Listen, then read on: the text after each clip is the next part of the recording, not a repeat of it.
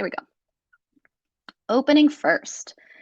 So this is the first one, and this is what most students use, which is great. I mean, it works, but there are other ways. So this one is you check the job boards. You find the job boards that that work for you. Honestly, Handshake, LinkedIn, and Indeed are probably the biggest ones.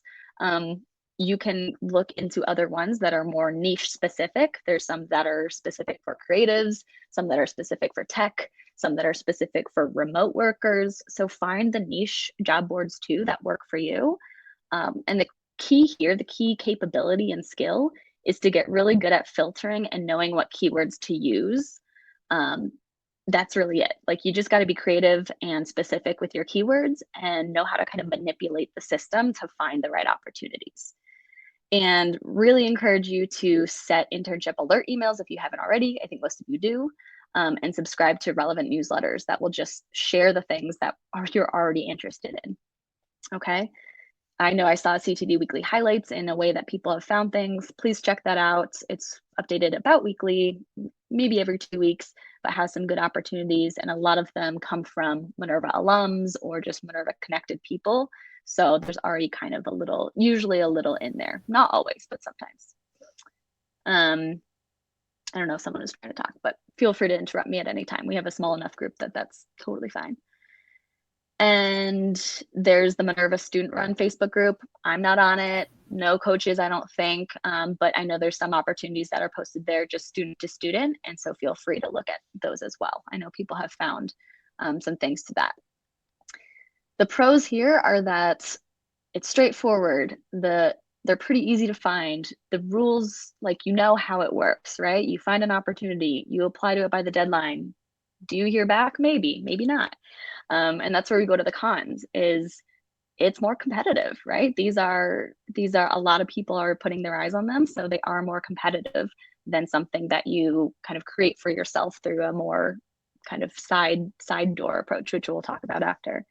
But it is good for paid opportunities because it's harder to kind of finagle your way into a paid opportunity because often there's just not budget for it. So if you're really looking for a paid opportunity, this approach is a good one.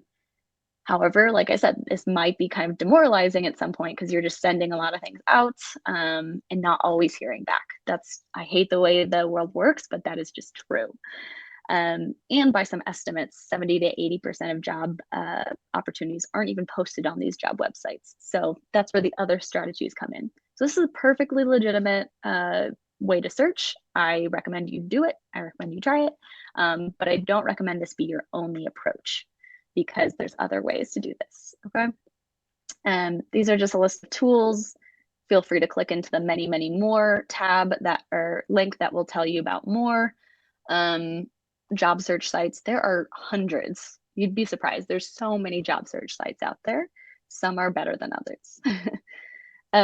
This is a very Ariana Grande looking person who is not actually Ariana Grande. I watched, I think her name is Brennan or something, but she's her doppelganger. That just explains how to search for things on Handshake. I'm always surprised how few Minervans actually look on Handshake for opportunities. Like that is our internship site. So please optimize your profile, search for things on Handshake. It's made for students. It's made for you guys. And we found out recently that if you have your interests filled out and the more specific you are about your interests, recruiters actually reach out to people on Handshake. And about 80% of people who have their interests filled out on Handshake get a recruiter to reach out. I didn't know that until literally yesterday when we did this whole Handshake training as a team. So please fill out your interests section, and that will just increase the likelihood that one, your matches are better and more aligned on Handshake, and two, that a recruiter could reach out to you.